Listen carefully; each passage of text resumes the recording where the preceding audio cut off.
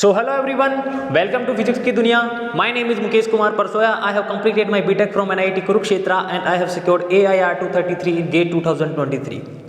Okay भाई लोग, बच्चों वेक्टर के हम लोग 2 लेक्चर देख चुके हैं जहां हम बिल्कुल बेसिक से चीज़ों को स्टार्ट करके आए हैं. पहले लेक्चर में हम बिल्कुल वेक्टर को टच करके आए थे कि वेक्टर होते क्या हैं, कहां से आए, कहां हमें इनकी ज़रूरत पड़ी, है ना. इससे पिछले वाले लेक्चर में हम मेन जो हमारा फोकस था वो था रिजोल्यूशन ऑफ वेक्टर का, है ना. रिजोल्यूशन ऑफ वेक्टर या फिर कंपोनेंट्स ऑफ वेक्टर ना, ये हम पढ़ के आए थे ना. यहाँ इस पे हम इतना जोर इसलिए दे रहे हैं बिकॉज ये सिर्फ आपका वेक्टर कवर नहीं हो रहा. बच्चों का जो है ना सबसे वीक पोर्शन रहता है मैकेनिक्स में, लुढ़क जाते हैं, वो इन्हीं वजहों से लटकते हैं. वो जल्दीबाजी में रहते हैं और यहाँ की बेसिक जो चीज़ें होती हैं उनको भूल जाते हैं. अब हम वेक्टर में रिजोल्यूशन ऑफ वेक्टर पढ़ रहे हैं, उसी के सहारे हमारा एनएलएम भी कवर हो रहा है ना. आप लोगों को फील नहीं आई बट आपका एनएलएम भी कवर हो रहा है. न्यूटन्स लॉ ऑफ मोशन में जब आपके वेज वाली प्रॉब्लम्स आएगी वहाँ बच्चों को कंपोनेंट लेना नहीं आता, बहुत बच्चे लुढ़क जाते हैं और वहीं पे उनकी समस्या शुरू हो जाती है. सो बच्चों आज के लेक्चर में हम लोग एक आध एग्जाम्पल, 2 एग्जाम्पल और देखेंगे रिजोल्यूशन ऑफ वेक्टर पे. बिकॉज मैं कह रहा हूँ बहुत इंपॉर्टेंट चीज़ है ये, आपका vector as well as NLM दोनों चीज़ें कवर हो रही है ना, दोनों चीज़ें कवर हो रही है. सो बच्चों एक आध एग्जाम्पल के बाद हम लोग एंटर करेंगे जो आपके लॉज होते हैं ना, laws of vector addition and subtraction. बच्चों को काफ़ी कन्फ्यूजन रहता है, वहाँ पे भी एंगल का कन्फ्यूजन रहता है ना. मैं आप लोगों को प्रैक्टिकल एग्जाम्पल दिखाऊंगा, है ना. प्रैक्टिकलिटी में जो रिजल्टेंट होता है, जो एडिशन होता है वो क्या होता है, फील करेंगे आज हम लोग इस चीज़ को. बट उससे पहले हम लोग जो वेक्टर रिजोल्यूशन थे उनके 2 एग्जाम्पल और देखेंगे. द वेरी फर्स्ट, आप लोगों के लिए क्वेश्चन प्रैक्टिस ही मेन मोटिव होना चाहिए, है ना. बच्चे थ्योरी रट के जाएंगे, कुछ होने वाला नहीं है मेरे लाल, कुछ नहीं होगा थ्योरी रटने से, है ना. जितने आप प्रैक्टिस करोगे उतना ही आप समझो आप सिलेक्शन के पास हो. जितनी प्रैक्टिस आपकी रहेगी उतना ही जो सब्जेक्ट आप पढ़ रहे हो आपकी ग्रिप उस पर रहेगी, है ना. ओके भाई लोग, पहला एग्जाम्पल लेते हैं. ओके, मान लो ये हमारे पास इस तरीके का कुछ वेज है ना. इनका एंगल है 30 डिग्री. ओके, यहाँ पे कोई मास है m, कोई मास m है और ये हमें कह रहे हैं कि ये डायरेक्शन x डायरेक्शन है. डायरेक्शन तो हम अपने हिसाब से कहीं भी ले सकते हैं, यहाँ भी ले सकते हैं, यहाँ भी ले सकते हैं, यहाँ भी ले सकते हैं, कोई दिक्कत वाली बात नहीं है, कोई दिक्कत वाली बात नहीं है. एज गिवन है ना क्वेश्चन में कि ये x डायरेक्शन है और ये इनकी y डायरेक्शन है. ये इनकी जाहिर सी बात है x डायरेक्शन ये है तो इनकी 90 डिग्री पे y डायरेक्शन होगी और इनके 90 डिग्री पे ही या तो z इधर होगा या अंदर की तरफ होगा. वो हमें नहीं गिवन है, वो हमें चाहिए भी नहीं, बिकॉज हम जनरली चीज़ें 2D में ही कवर करते हैं, है ना. ओके बच्चों, ये चाह रहे हैं कि आप इसको, इसके जो कंपोनेंट्स हैं, रिजोल्यूशंस हैं, वेक्टर का रिजोल्यूशन कर दो. इस पे एक फोर्स लग रखा है, इस पे एक फोर्स लग रखा है 10 न्यूटन का, इन पे 10 न्यूटन का एक फोर्स लग रहा है. आप इनका रिजोल्यूशन कर दो. हाँ, बहुत बेसिक है. जो बच्चे कल का लेक्चर पढ़ के आए हैं उनके लिए हलवा सवाल है, हलवा सवाल है, बहुत हलवा सवाल है ना. देखो इधर. ओके, ये हमारे पास मास था इनका, ये हमारी डायरेक्शन थी x डायरेक्शन. ओके सर, बहुत बढ़िया. ये हमारी y डायरेक्शन थी. Okay, beautiful. और ये हमारे पास 10 न्यूटन का फोर्स इस डायरेक्शन में लग रहा था. अब हर बच्चे को पता है कि ये 30 के एंगल थे, इनका मतलब ये एंगल भी 30 का होगा. बहुत बेसिक से कल मैं जब वो नॉर्मल फोर्स वाला एक एग्जाम्पल लिया था वेज का, बिल्कुल अच्छे से बताया था कि कंपोनेंट्स किस तरीके से आए हैं, कौन सा एंगल कहाँ से आया है.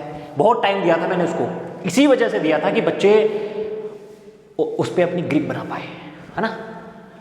पता नहीं रहता एंगल में और वहीं बच्चे घुस जाते हैं, उनका क्वेश्चन तो वहीं गलत हो जाता है जहाँ उन्होंने एंगल गलत ले लिया. देखो यार, इसका मतलब सर क्या ये एंगल 30 डिग्री है? बहुत बढ़िया, बिल्कुल भाई लोग 30 डिग्री. इसका मतलब सर ये जो एंगल है वो 60 डिग्री है. अरे होगा ही होगा यार, ये और ये तो 90 डिग्री के एंगल पे है ना. ओके, बहुत बढ़िया, ब्यूटीफुल.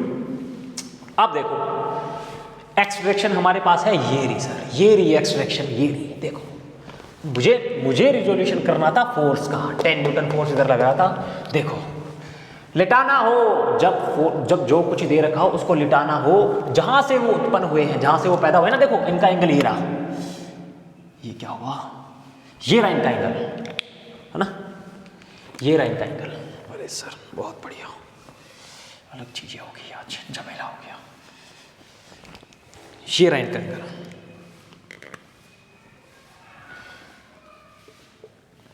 ये रहा इनका एंगल। ओके सर, बहुत बढ़िया। सर कल हम सीख के आए थे, जो एंगल होता है जहां से वो आया था उसको लिटाते हैं, कोस लगाते हैं। बोलो क्लियर है?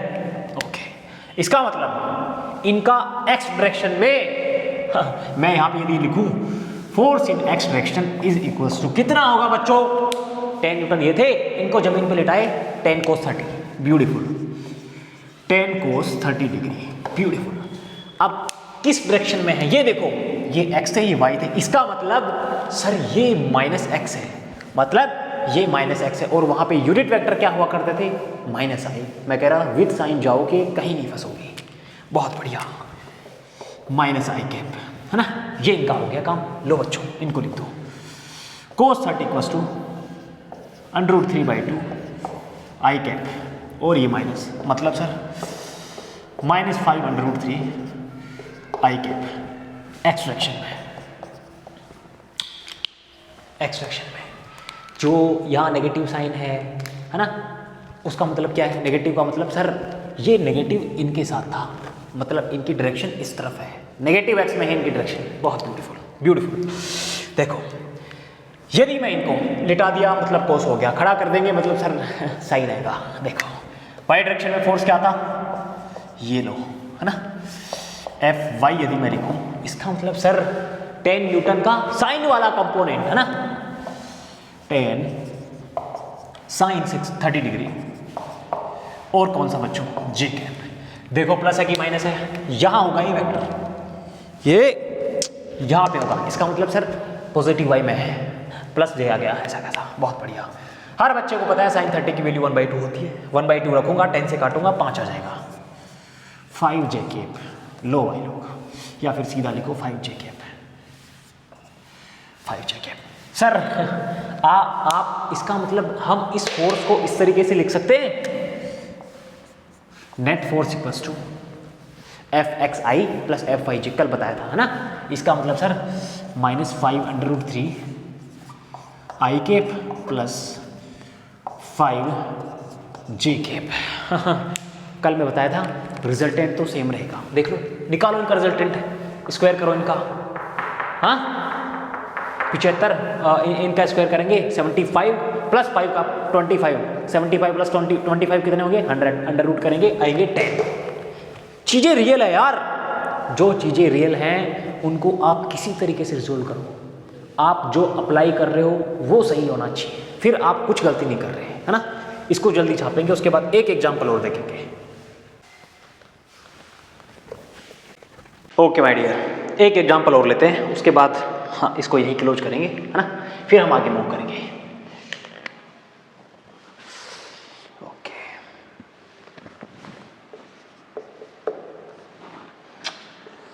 ये आपके पास x है, ये आपके पास y है ना, ये -y है और ये -x है। कोई दिक्कत वाली बात नहीं है बच्चों। अरे यार बहुत सही डाल दी मैं।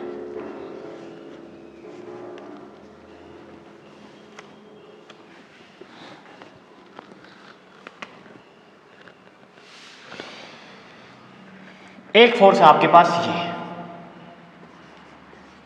10 न्यूटन का फोर्स है, और यहां से इनका एंगल गिवन है आपको 30 डिग्री। ओके, बहुत बढ़िया। एक फोर्स आपके पास यहां पे है और इनका एंगल है 45 डिग्री, है ना, और इनका मैग्नीट्यूड है 5 न्यूटन। वही चीजें करनी है आपको, रिजोल्व करने हैं, आपको कंपोनेंट्स ब्रेक करने हैं, और उसके बाद आप इनका सम निकाल दो। ऐसे पूछा आपको, ये ए वेक्टर है, ये बी वेक्टर है, कल की क्लास में पढ़ चुके हैं हम लोग ये, है ना। क्या होगा ए वेक्टर प्लस बी वेक्टर, क्या होगा? देखो हर बच्चे को पता है सर, हम डायरेक्शंस में कंपोनेंट लेते आए थे, हमें पता है प्लस एक्स में आई कैप होते हैं यूनिट वेक्टर, मतलब डायरेक्शन बताते थे। y में जे कैप होते थे। Okay sir, beautiful. पहले यदि मैं इसको रिजोल्व करूँ, यदि मैं इसको रिजोल्व करूँ, देखो इधर, देखो देखो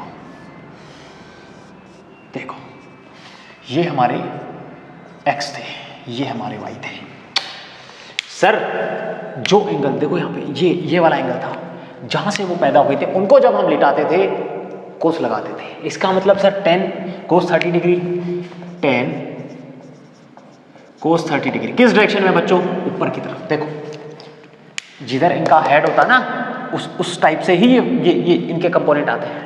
ओके, इधर वाला कंपोनेंट क्या होगा इनका? हर बच्चे को पता है sir, tan sin 30 degree, sorry tan sin 30 degree. Beautiful. Okay, अब इनको देखेंगे, इनका तो सर 45 है।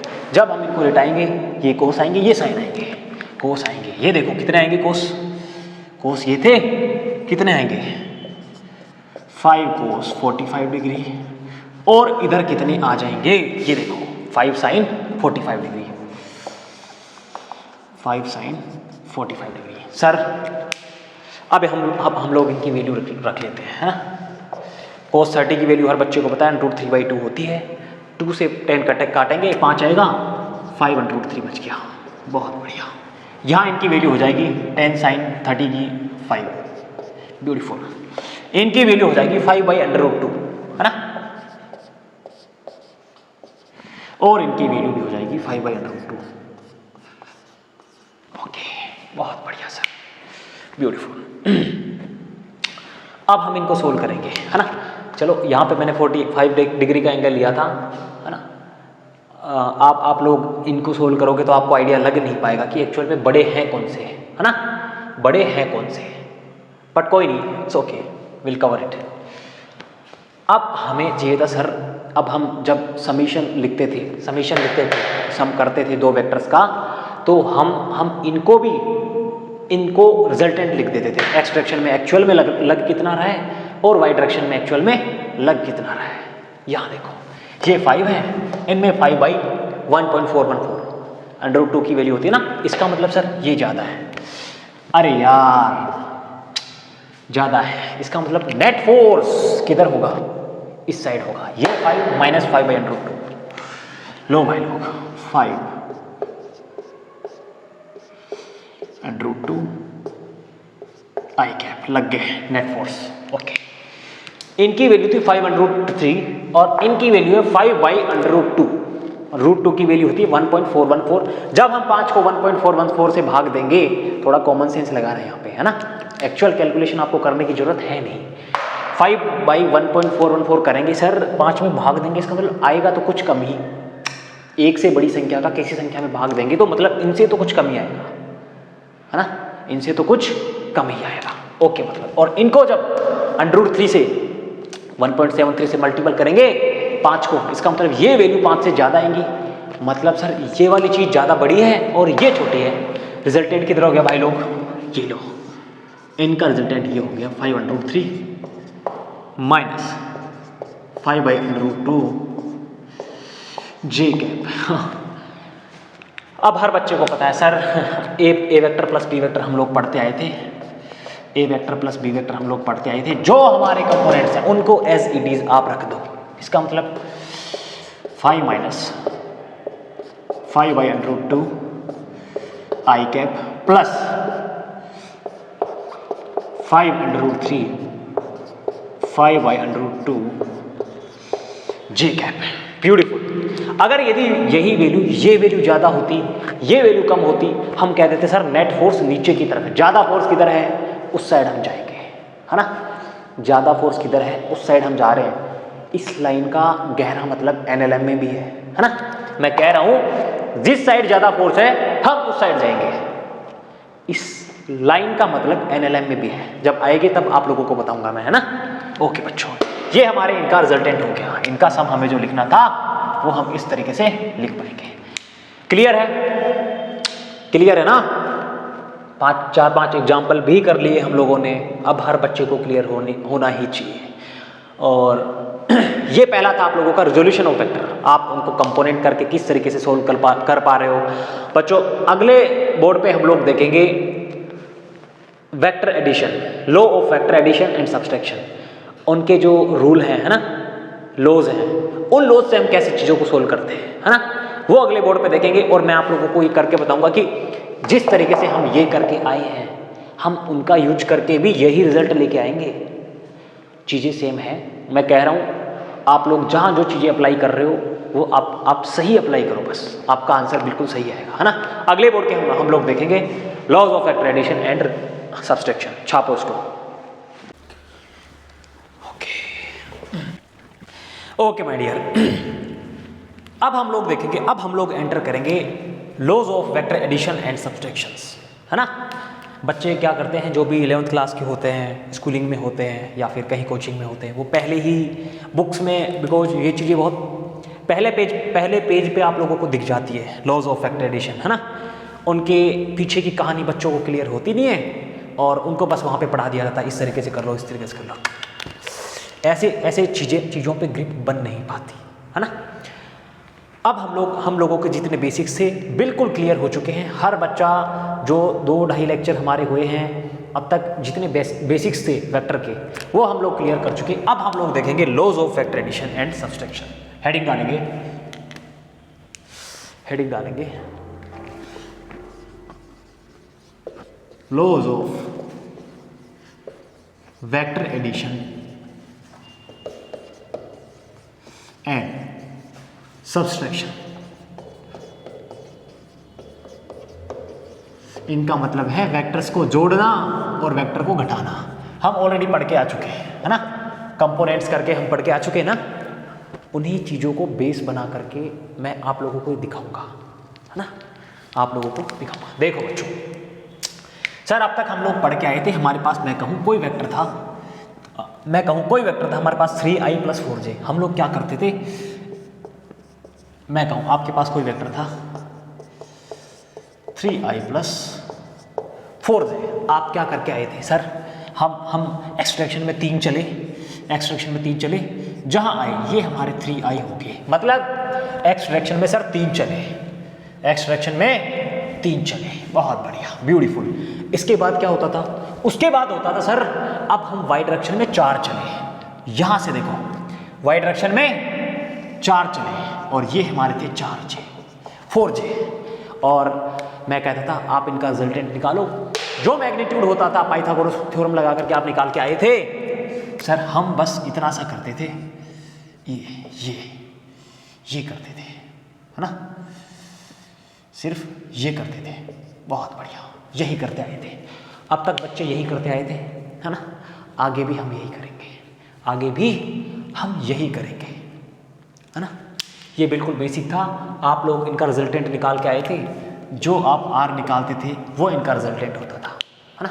यदि मैं कहूँ ये कोई सिंगल वेक्टर था 3i, इनका वाई डायरेक्शन में कोई कंपोनेंट ही नहीं था, और ये 4j थे, इनका एक्सट्रैक्शन में कोई कंपोनेंट नहीं था, आप इनका रिजल्टेंट इस तरीके से निकाल लेते थे। अब इन्हीं चीज़ों को बेसिक बना करके हम लोग देखेंगे।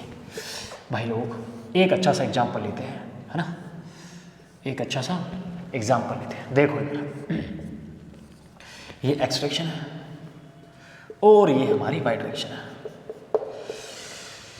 सपोज ये हमारा ए वेक्टर है, ये हमारा ए वेक्टर है,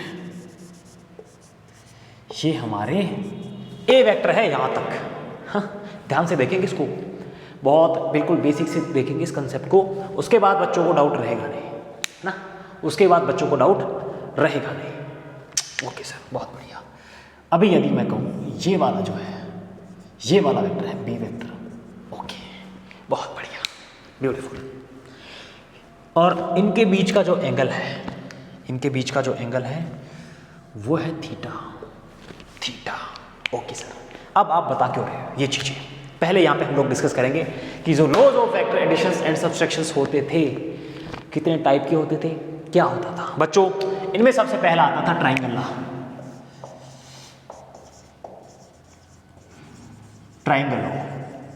ओके, बहुत बढ़िया। ट्राइंगल अपने नाम से ही दिख रहा है, ट्राइंगल मतलब सर 3 वेक्टर होंगे।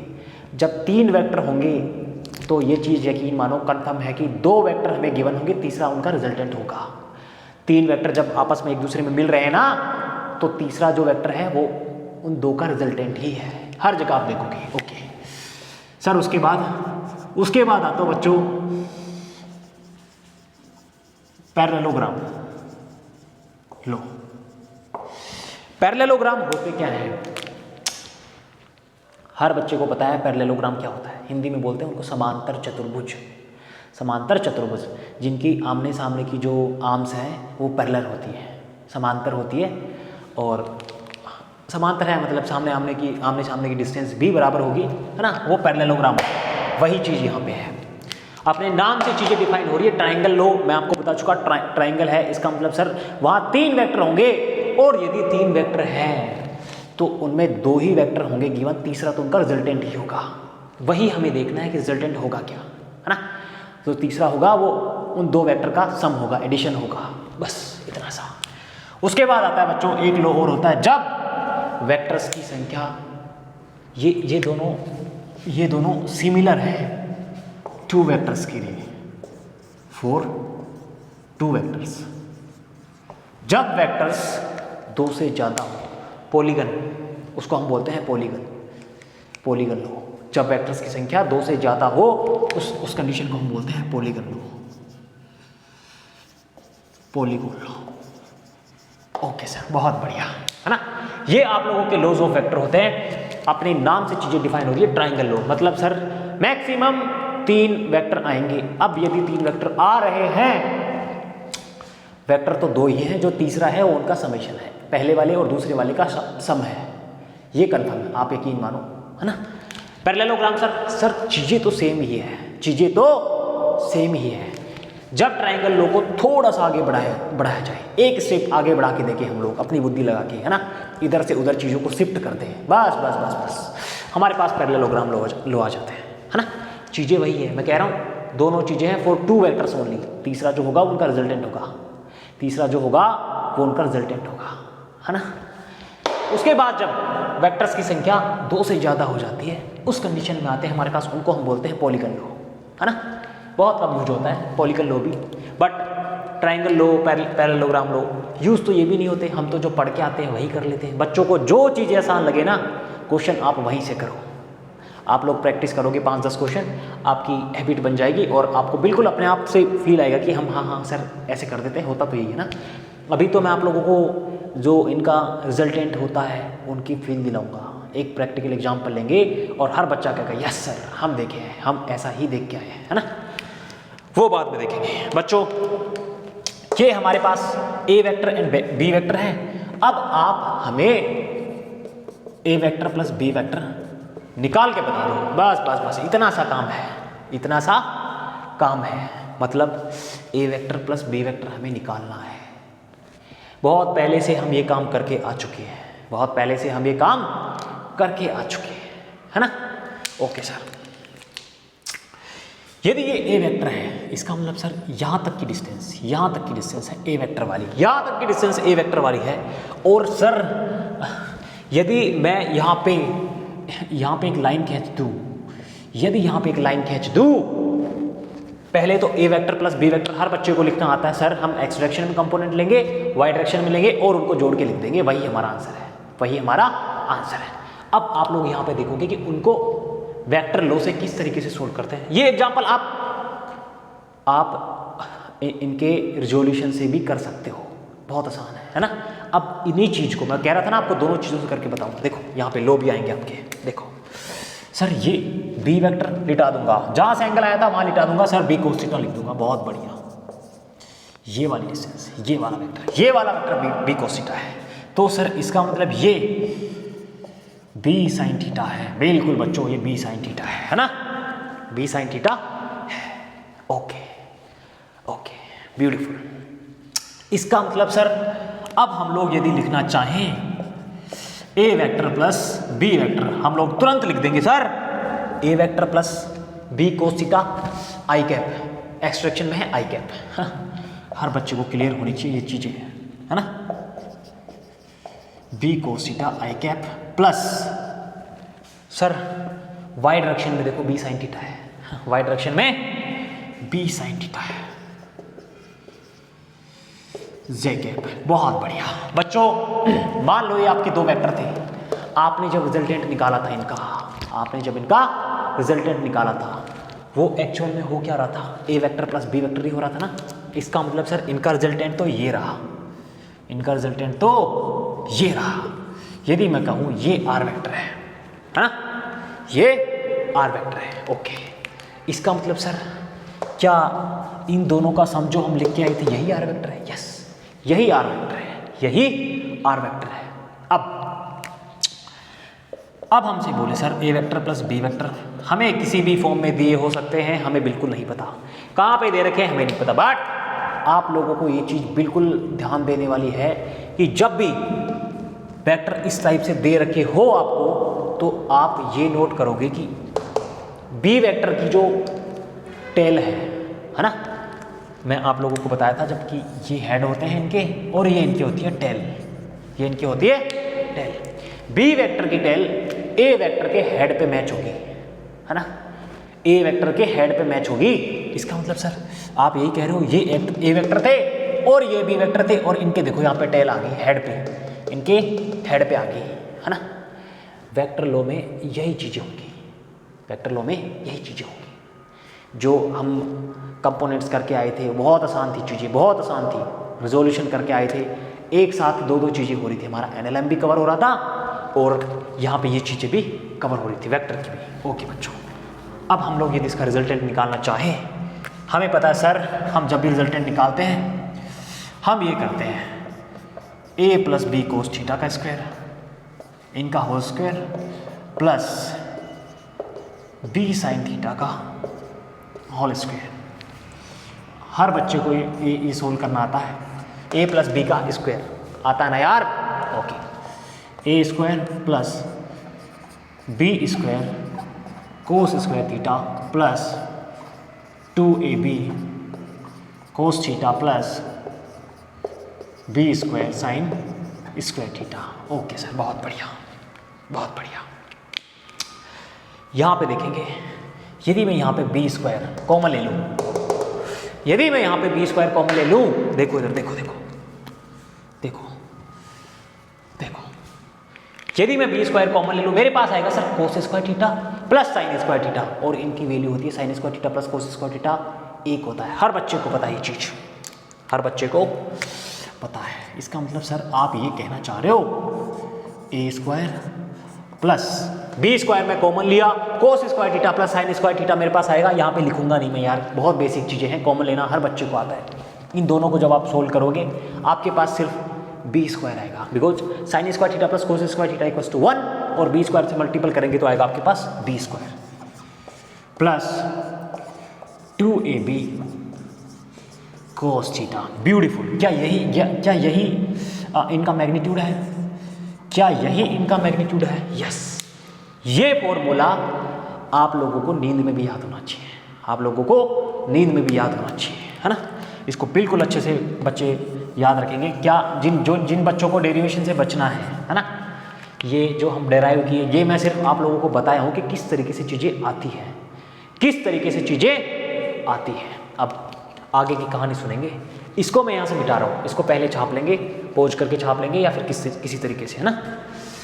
मैं इसको यहाँ पे मिटा रहा हूँ, ओके।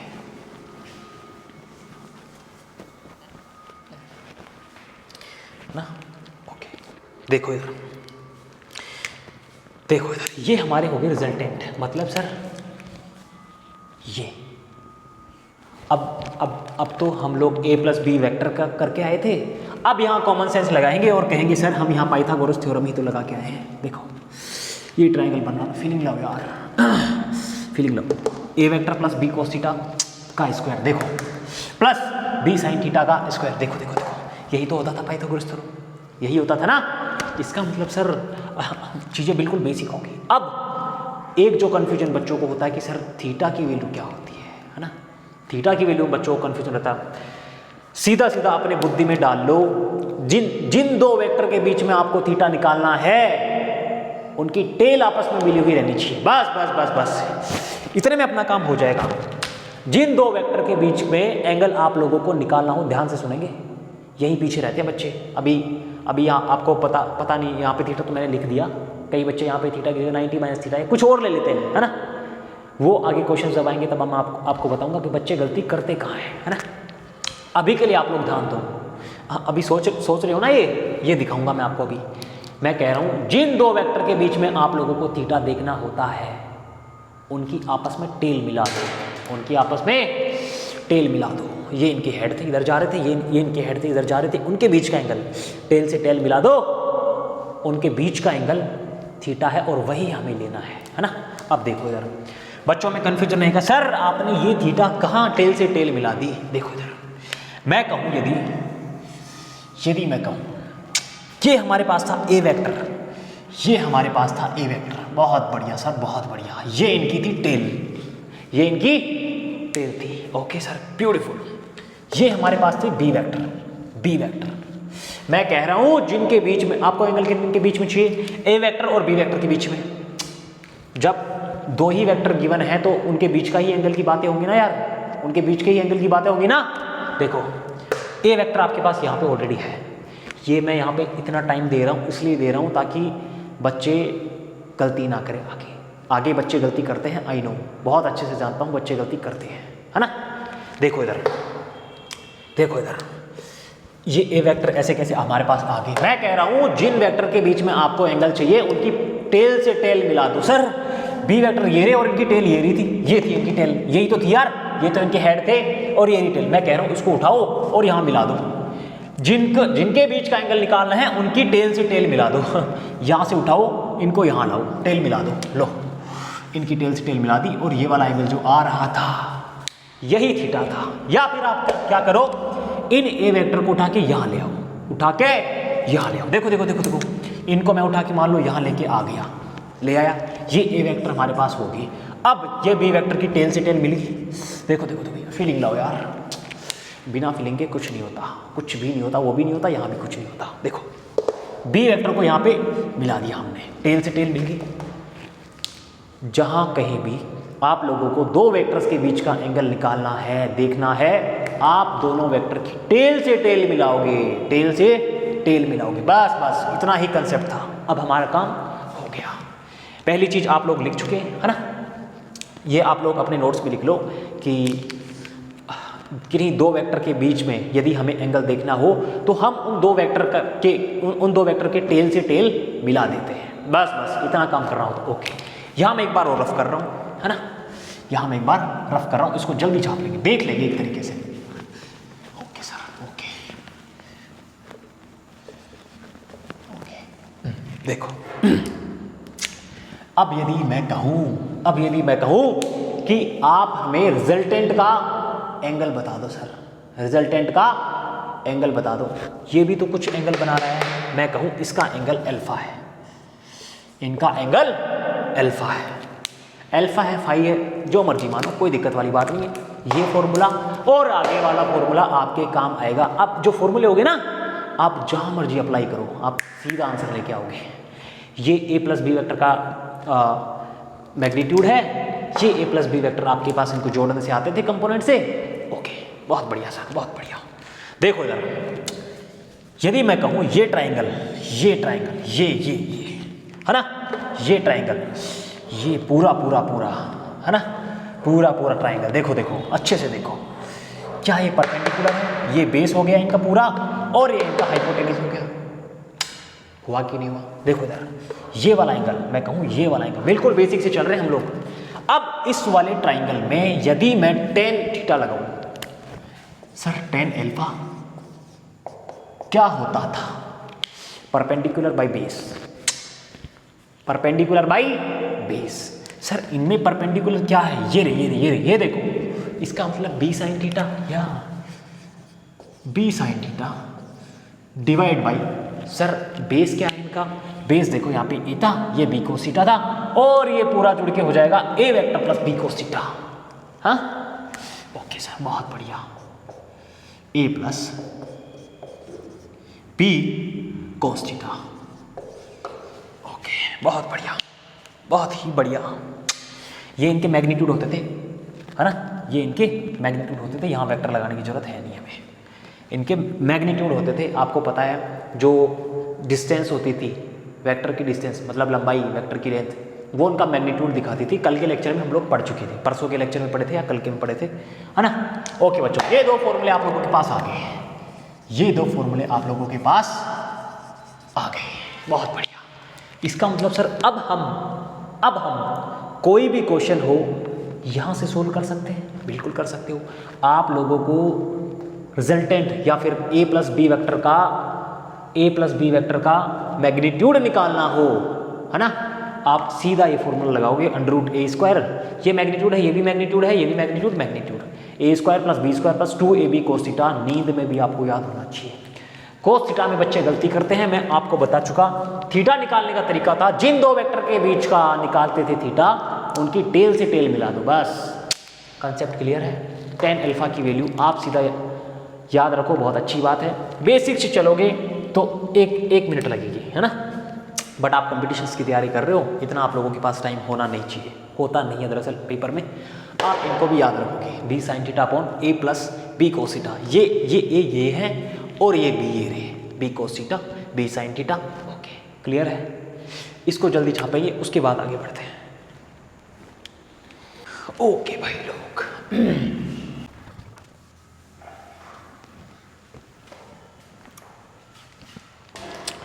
ओके डियर, अब हम लोग लिखेंगे स्टेटमेंट ऑफ ट्राइंगल लॉ, है ना। हम पढ़ चुकी चीज़ें, अब आप लोगों को चीज़ें समझ आ चुकी, बट उनका स्टेटमेंट हम लोग अब लिखते हैं ना। ओके,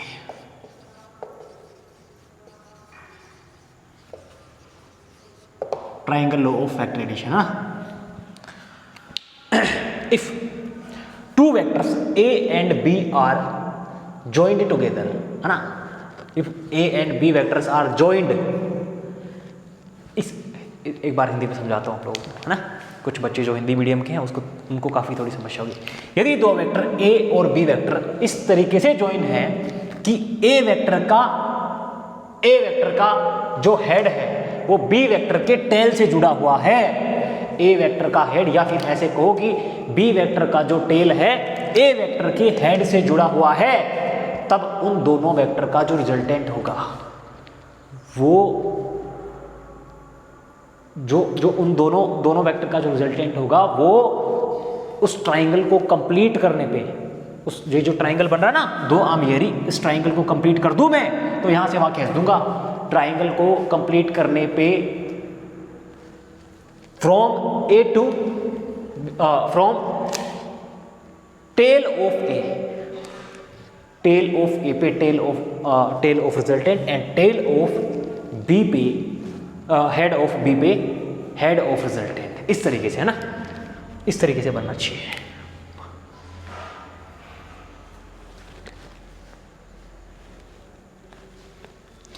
ओके, अब हम लोग देखेंगे स्टेटमेंट ऑफ ट्राइंगल लॉ, है ना। इनका स्टेटमेंट क्या है, थोड़ा थ्योरेटिकल है बट इट्स ओके, समझ तो हम चीज़ों को चुके हैं कि किस तरीके से होती है। बच्चों, इनका स्टेटमेंट है if two vectors a and b, vector है इसका मतलब ये लो वेक्टर है, are joint, head to tell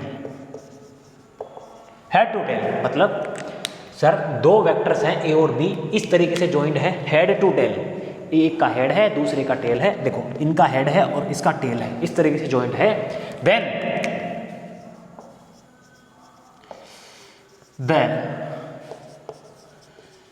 resultant of these two vectors, then the resultant of these two vectors, इन दोनों वेक्टर का जो रिजल्टेंट है will be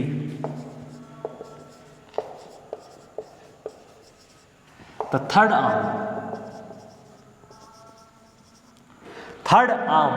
to complete a triangle, third arm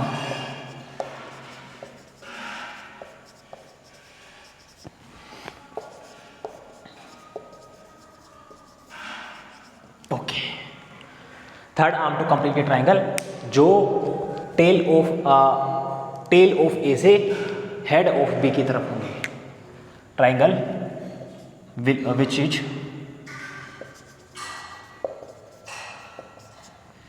from tail of A to head of B। लो, ये इनका statement है, थोड़ा theoretical है but it's okay. आप लोगों को थ्योरी एग्जाम नहीं देनी है ना, थ्योरी नहीं आती आपके पेपर में। ये स्टेटमेंट है, कहना ये चाह रहे हैं कि यदि ए वेक्टर और बी वेक्टर, दो वेक्टर इस तरीके से ज्वाइन है कि एक का हेड दूसरे के टेल से कनेक्टेड है, देखो देखो, एक का हेड दूसरे के टेल से कनेक्टेड है, तब इन दोनों का जो रिजल्टेंट होगा वो उनका एक ट्राइंगल कंप्लीट करने पर जो तीसरी आर्म आती है, जो उनका ट्राइंगल देखो ये दोनों आर्म थी, मुझे ट्राइंगल बनाना है तो मैं यहाँ पे एक लाइन खींच दूंगा, सिंपल सी बात है ना। ट्राइंगल कंप्लीट करने पे जो थर्ड आर्म होती है वो होंगे रिजल्टेंट होंगे इनके, है ना।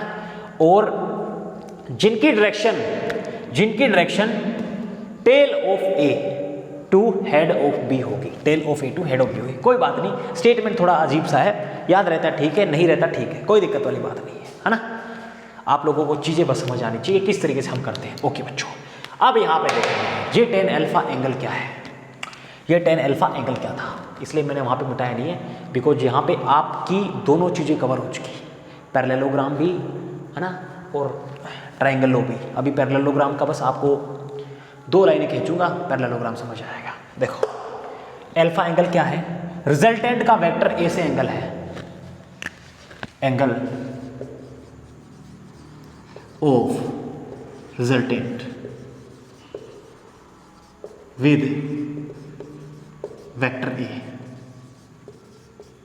ओके, बस इतना सा था।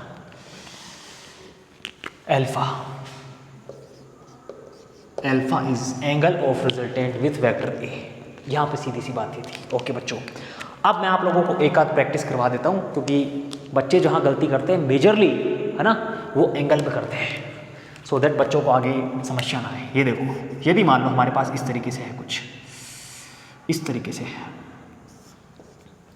बच्चों। ये एंगल हमारे पास है 120 डिग्री, है ना। ये ए वेक्टर है और ये बी वेक्टर है। क्या कोई बच्चा बता पाएगा एक्चुअल में इनके बीच का एंगल है कितना? अब कुछ बच्चे क्या करते हैं, यहाँ पे जब रिजल्टेंट निकालते हैं, वो फॉर्मूला था ना a² + b² + 2ab cos theta, वहाँ पे थीटा की वैल्यू 120 लिख देंगे और वहीं पे उनकी गलती हो जाती है। देखो इधर करना क्या है, मैंने बोला था दो वेक्टर के बीच का एंगल जब भी आपको निकालना हो, आप दोनों वेक्टर की टेल को मिला दो। मिलाओ इनकी टेल को, मान लो इनकी टेल ये थी, अब मुझे इनकी टेल मिलानी, इनको सरका के यहाँ ले आओ। लो मैंने मिला दी इनकी टेल, ये एंगल थीटा है। इसका मतलब सर क्या यही बातें हैं? या फिर ए वेक्टर को इधर ले जाऊं, ये लो ए वेक्टर हो गया, यहाँ पे टेल मिल गई ना, इनके बीच का एंगल कितना हो गया 60 डिग्री। ये एक्चुअल में एंगल है ना। ओके लो यहाँ पे एक एग्जाम्पल और लेते हैं। दोनों इस तरीके से मिल रहे हो, तब क्या करेंगे? सर हमें कुछ नहीं पता, हमें टेल मिलानी है बस। इसका मतलब बच्चा ये करेगा, या तो इनको उठा के यहाँ ले आएगा, इनको उठा के यहाँ ले आएगा, या फिर इनको ऊपर ले जाएगा। जिस तरीके से जा रहे थे ना, इनको ऊपर ले जाएगा, इस तरीके से ले जाएगा कि इनकी टेल यहाँ आ जाए। लो भाई लो, ओ सॉरी इस साइड लेके जाएंगे। यहाँ पे तो हेड है ना इनका, यहाँ पे तो हेड है, इनको यहाँ से उठा के यहाँ ले आएंगे, यहाँ से उठा के यहाँ ले आएंगे। लो ये जो एंगल बन रहा था, ये टेल था इनका, ये भी टेल था।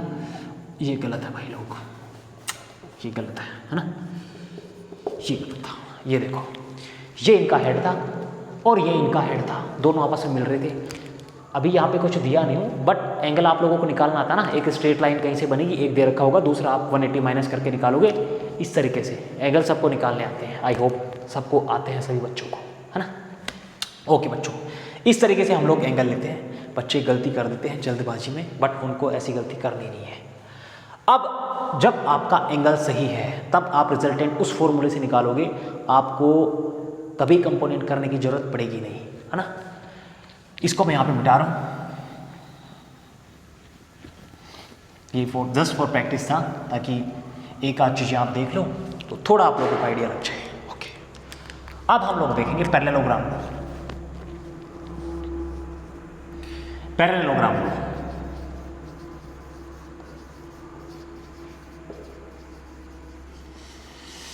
पैरेललोग्राम लो।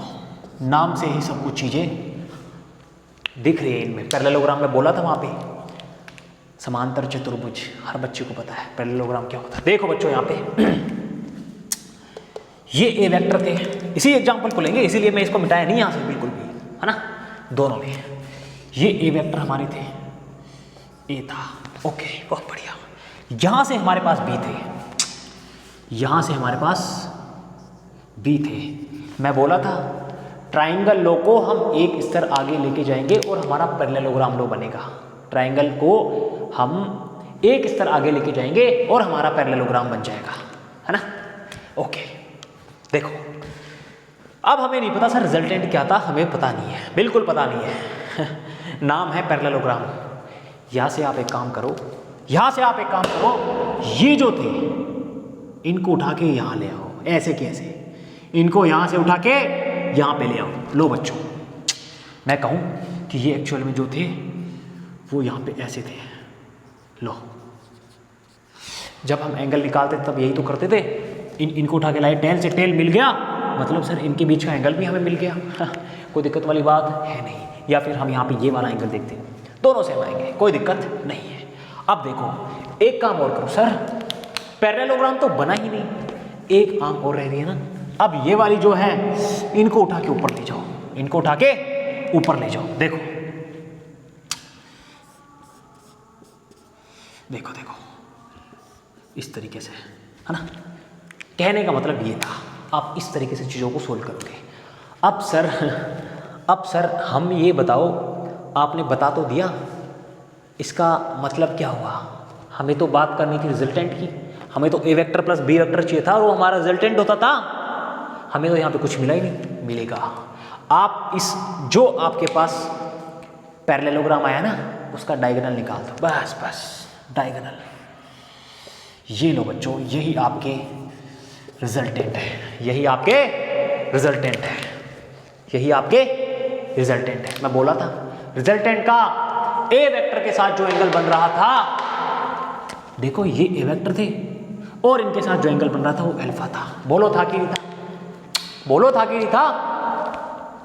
ये डिस्कशन मैं ऑलरेडी वहां पे कर चुका, है ना, पहले कर चुका, ताकि पैरेललोग्राम आपको दो लाइन में समझ आए, है ना, दो लाइन में समझ आए कि सर पैरेललोग्राम होता क्या है। जो हमारे पास दो वेक्टर होते हैं, हम उन दो वेक्टर को खींच देते हैं और उन्हीं को आपस में जोड़ के, उन्हीं को, एक को इधर शिफ्ट करते हैं, एक को ऊपर शिफ्ट करते हैं और एक पैरेललोग्राम बना देते हैं। और उस पैरेललोग्राम का रिजल्टेंट जो होता है और डायगोनल जो होता है वही हमारा रिजल्टेंट होता है। देखो ये हमारे ए वेक्टर थे, इनको उठा के हम ऊपर लेंगे, कोई दिक्कत वाली बात नहीं है। ये हमारे बी वेक्टर थे, कहाँ जा रहे हो, यही रहो ना। देखो ये हमारे बी वेक्टर थे, इनको उठा के हम यहाँ ले आए, कोई दिक्कत नहीं हुई। सर हमारा जो रिजल्टेंट था, देखो ये ए वेक्टर थे, ये बी वेक्टर थे और रिजल्टेंट इनको देख लो चाहे इनको देख लो, बिल्कुल सेम है। इसका मतलब आप किसी क्वेश्चन को इस तरीके से भी कर सकते हो, इस तरीके से भी कर सकते हो और कंपोनेंट से भी कर सकते हो। तीनों चीजें सिमिलर है, बिल्कुल सिमिलर है, कुछ भी चेंज नहीं है इनमें, है ना। ओके बच्चों, इनका स्टेटमेंट क्या लिखेंगे, इनका स्टेटमेंट क्या लिखेंगे कि जो हमारे पास दो वेक्टर दिए होते थे, गिवन होते थे, उन्हीं वेक्टर्स को यूज करके हम एक पैरेललोग्राम बना लेते थे और उस पैरेललोग्राम का जो डायगोनल होता था वो हमारा रिजल्टेंट वेक्टर होता था। बस इतना सा इनका स्टेटमेंट है ना। आप लोगों को स्टेटमेंट यहाँ पे थोड़ा अच्छे अरेंज वे में लिख के मैं दिखा दूंगा बोर्ड पे, यहाँ पे स्पेस है नहीं हमारे पास, है ना। ओके बच्चों, अब मैं आप लोगों को प्रैक्टिकल फील दिखाता हूँ कि रिजल्टेंट क्या होता है, रिजल्टेंट क्या होते हैं। अभी सर आप रिजल्टेंट कर रहे थे, दो वेक्टर बता रहे थे, हमें आभास नहीं हुआ कि रिजल्टेंट होते क्या है ना। अब हम लोग देखेंगे कि रिजल्टेंट होते क्या है। इनको यहाँ पे मिटा रहा हूँ मैं, पहले इनको छापेंगे, उनको रख रहा हूँ ऐसे कैसे, ठीक है।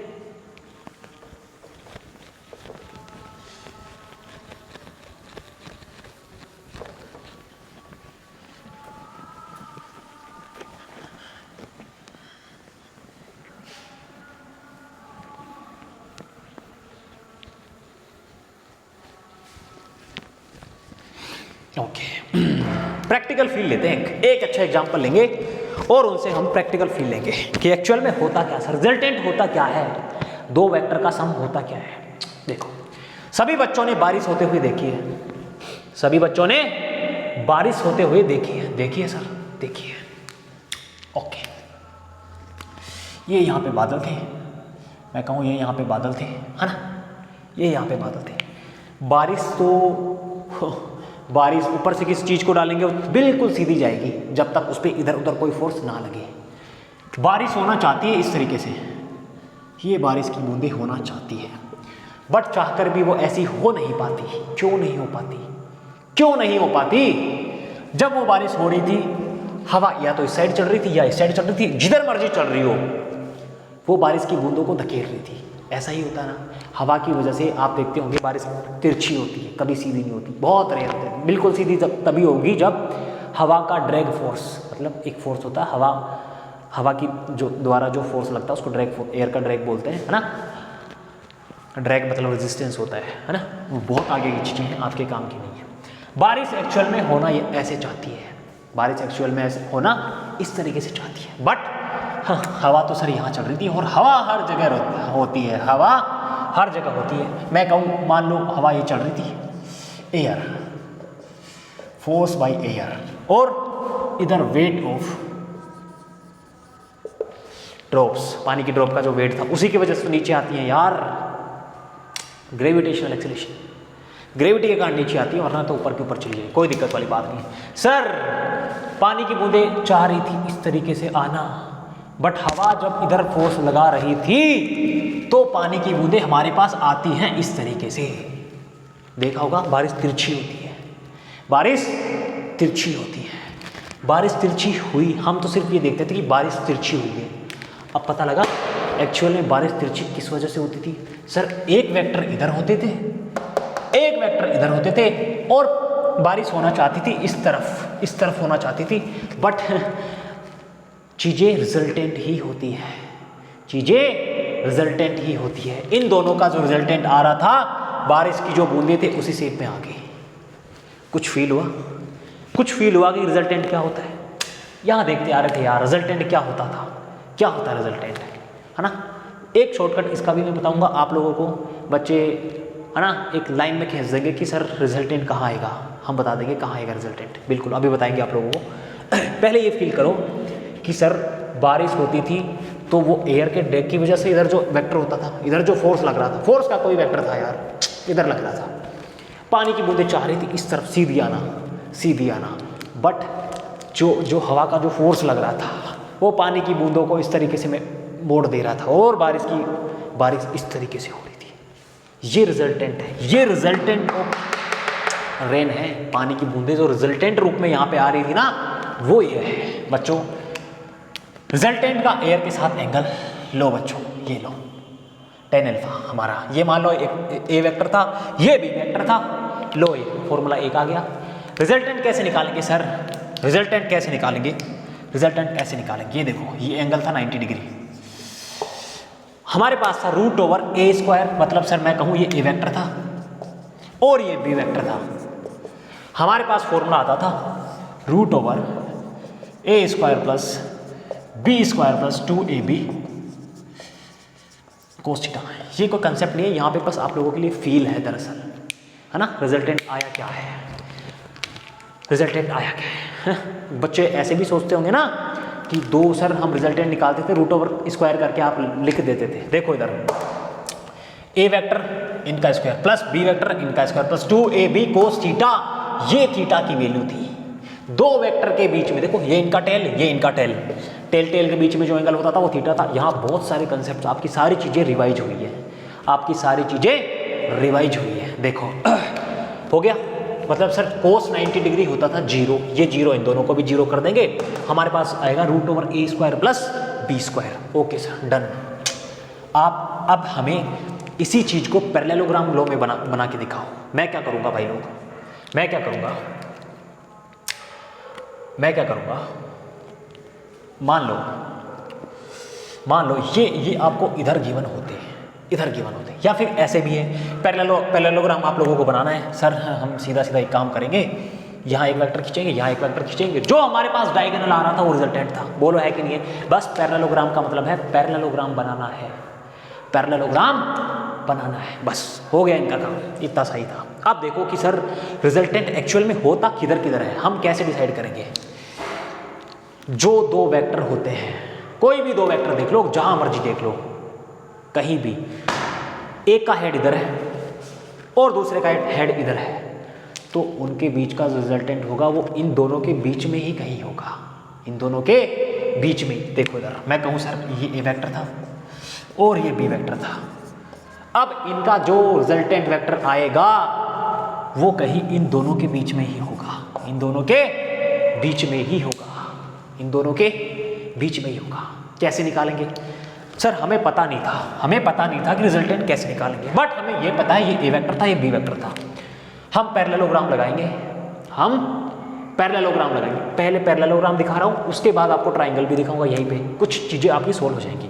सर पैरेललोग्राम बनाना था, ये लो पैरेललोग्राम बनाना था, थोड़ा सही नहीं बना क्या, इनके पैरेलल चीज, इनके पैरेलल, इनके पैरेलल, ओके ये लो सर, ये हमारे ये बी वेक्टर थे, ये ए वेक्टर हो गए, ये बी वेक्टर हो गए, और आपने बताया था कि इन दोनों के बीच का जो डायगोनल होता था वो आर वेक्टर था। लो पैरेललोग्राम, दो लाइन में आप दो लाइन खींच लिए पैरेललोग्राम में, आपका पैरेललोग्राम क्लियर। अब सर आप हमें बताओ ट्राइंगल से कैसे बनाओगे। देखो इसको यहां से मिटाते हैं,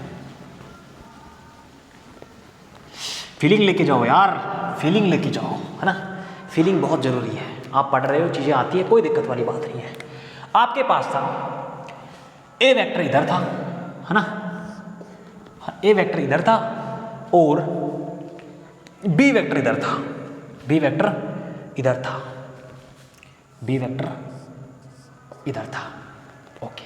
अब सर हमें रिजल्टेंट बताओ, इनका रिजल्टेंट बताओ। मैं कह रहा था कि आप लोगों को ट्राइंगल बनाना होता है, बट पहले उन दो वेक्टर को इस तरीके से रखो कि पहले वाले का हेड दूसरे वाले के टेल से मिलना चाहिए, दूसरे वाले के टेल से मिलना चाहिए। इसका मतलब सर ये ए वेक्टर थे, ये बी वेक्टर थे, इसका मतलब सर इनका हेड ये रहा ए का, तो मैं कह दूं बी को मैं यहां पे ले जाके रख दूं, ये लो हमारे पास बी वेक्टर आ गया, बी वेक्टर आ गया। इनको भूल जाओ इनका कोई काम नहीं है, इनको भूल जाओ, ये ए वेक्टर। अब मैंने कहा था कि जो रिजल्टेंट, जो ट्राइंगल कंप्लीट करने के लिए आप लाइन खींचोगे वो ए वेक्टर के टेल से, याद करो यहां पे जो डायग्राम था, ए वेक्टर के टेल से बी वेक्टर के हेड पे मैच होनी चाहिए। बोलो क्लियर हुआ, बोलो क्लियर हुआ कि नहीं हुआ। ये प्रैक्टिकल फील है यार, आप ट्राइंगल बनाना है इस तरीके से बनाओगे। आपको इतनी ही चीजें याद रखनी है कि बस सर हम जब ट्राइंगल बनाते थे, किसी ए वेक्टर का जो हेड होता था उसके बी वेक्टर का टेल ऐड करते थे बस, और जब एंगल हम लोगों को देखना होता था, दोनों वेक्टरों की टेल पकड़ के हम ले आते थे एक जगह, जो एंगल आता था वो हम रख देते थे। हमारे पास फॉर्मूला भी है, हमारे पास 3 मेथड भी हैं, एक ही चीज को मैं आपको 3 मेथड से करके दिखा चुका। अब हम लोग देखेंगे कुछ क्वेश्चंस, है ना, बहुत अच्छे क्वेश्चंस देखेंगे, उसके बाद आज का लेक्चर यही एंड करेंगे। छाप लो इनको।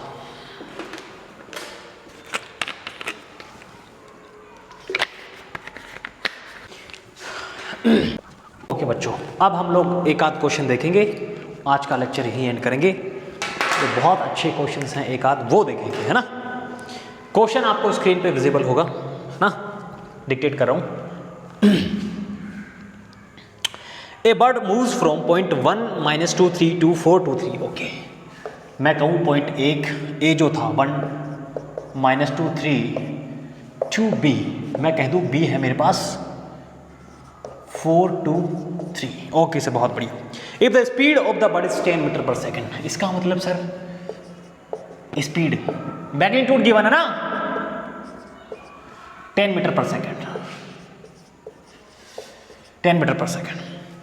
Then the velocity vector of the bird is, अरे सर वेलोसिटी वेक्टर पूछा है, इसका मतलब ये पूछा है, हर बच्चे को पता है सर। मैं कल के लेक्चर में भी इस टाइप का एक क्वेश्चन लिया था। ओके पहले देखेंगे सर इन दोनों के बीच का जो डिस्प्लेसमेंट वेक्टर था एक्चुअल में वो क्या था, एक्चुअल में इनके बीच का डिस्प्लेसमेंट वेक्टर था क्या।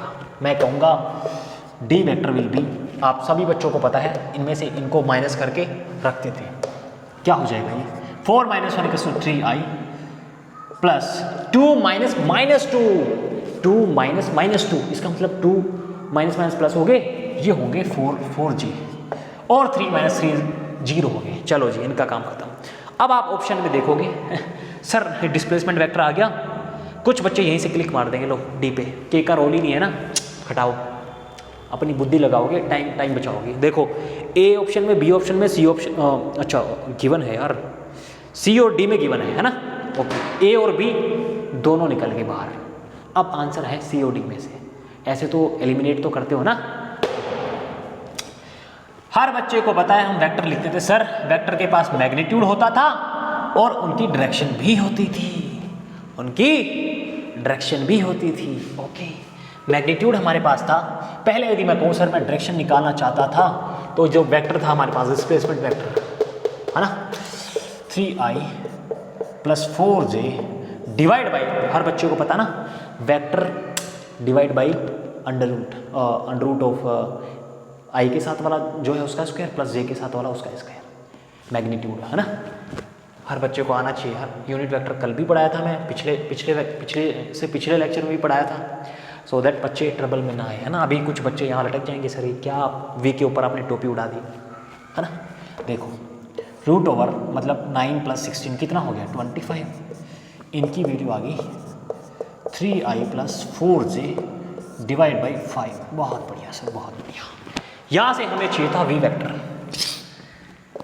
बच्चों वी वेक्टर आपका क्या होगा, मैग्नीट्यूड ऑफ वी कितना था 10 metre per second, 10 metre per second, और वी कैप क्या था ये देखो, ये रहा 3i plus 4j divide by 5। Clear, ये कट हो गए। आप सोल्व करेंगे, आएगा आपके पास 6i प्लस 8j। कौन सा ऑप्शन मैच हो रहा है, डी ऑप्शन इज करेक्ट, है ना। कुछ समझ आया बच्चों को, कुछ समझ आया। ये ऐसा ही क्वेश्चन में कल के लेक्चर में भी करवाया था एक, है ना, IIT JEE का PYQ है ये। कितना हल्का सवाल था यार। ओके बच्चों, एक क्वेश्चन और लेते हैं।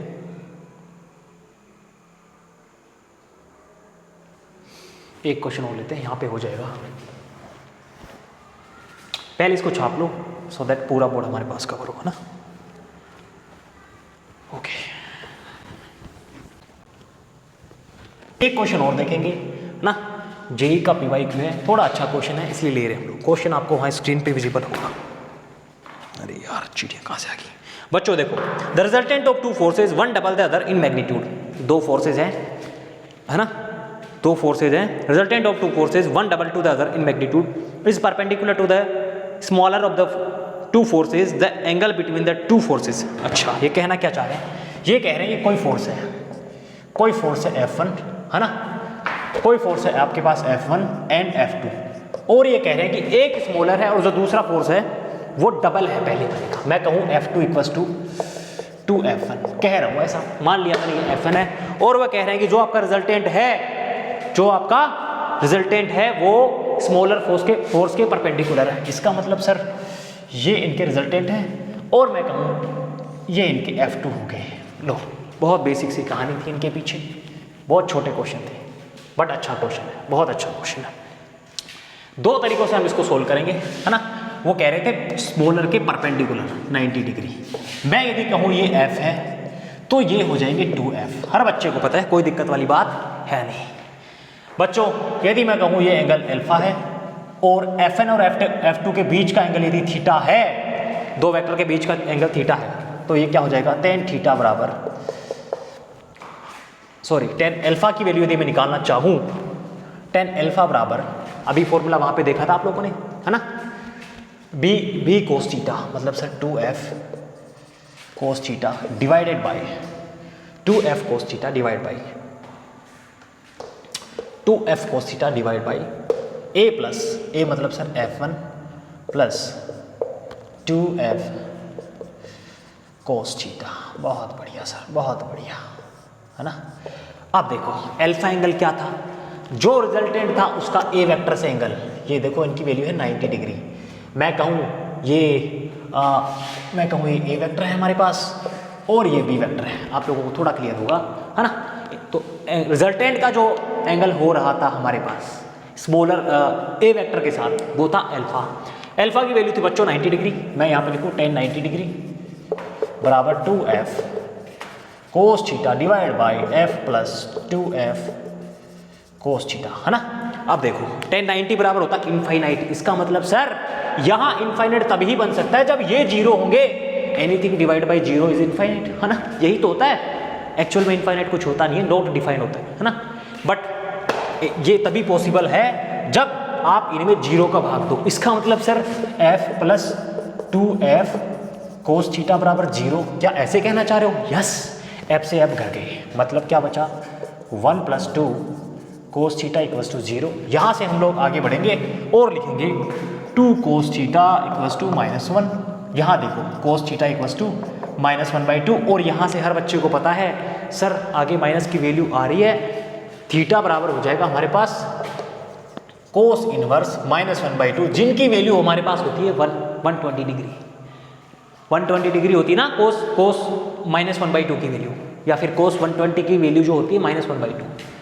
120 डिग्री, बेहतरीन, बहुत बढ़िया बच्चों। इसी क्वेश्चन को हम कंपोनेंट से भी कर सकते हैं, रिजोल्यूशन से। देखो कैसे करेंगे। ये हमारे पास f थे, ये हमारे पास r थे, ये हमारे पास 2f थे, इनका एंगल अल्फा था, इनका एंगल 90 डिग्री था। देखो यदि मैं x डायरेक्शन के सारे फोर्स देखना चाहूँ तो मैं कहूँगा 2f कोस साइन 2f साइन अल्फा। देखो इनका ये वाला कंपोनेंट हो गया कोस अल्फा और ये वाला हो गया sine alpha. Resultant sir, resultant बताओ सर। इसका मतलब है ये दोनों चीज़ें आपस में बैलेंस हो रही है, आपस में बैलेंस हो रही है। लिखो f minus 2f sine alpha बराबर 0। यहाँ से f घर चले गए, साइन अल्फा 2 साइन अल्फा बराबर 1 और साइन अल्फा बराबर 1/2। यहाँ से हमें अल्फा बराबर कितना मिलेगा, साइन इनवर्स 1/2। साइन थीटा पे 1/2 जो वैल्यू आती है वो कौन से एंगल पे आती है, 30 डिग्री पे आती है सर, बहुत बढ़िया।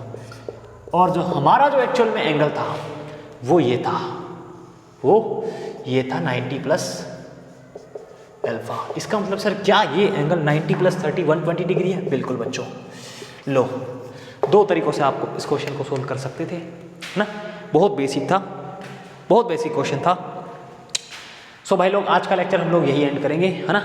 अगले लेक्चर में मिलते हैं थोड़ा और इम्प्रूवमेंट के साथ, है ना। थोड़ा थ्योरेटिकल रहने वाला है अगला लेक्चर, जो आपके किताबी नॉलेज है वो सब चीज़ें यहाँ पे आने वाली है ना। सो बच्चों, this is Mukesh Kumar Parsoya signing off for today. जय हिंद।